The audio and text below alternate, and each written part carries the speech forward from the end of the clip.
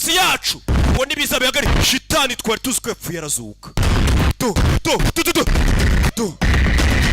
abaryaka ariho bikomereje akazi shitani wari warahumye ijisho dore ngo ijisho rirabanza rigakira.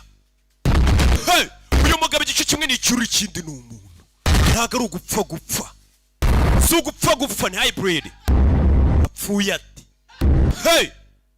shitani vayo fata abagabo arashwanyaguza uyu mugabo hari igihe ahinduka ikirura akarya abantu. Shitani dore ngo arahinduka ikirura akurira abaryaka ariho shitani hindutse ikirura gasani rero umugabo yahindutse ikirura cya gice cye kimwe cy'ikirura cyaje shitani gasani shitani vayo tondagira umugabo yabaye ikirura. Igice kimwe twajyaga twumvaga bikirura twajyaga tuvuga tutaramubona yakunywereye amaraso y'abagabo. Shitani ajya bikirura.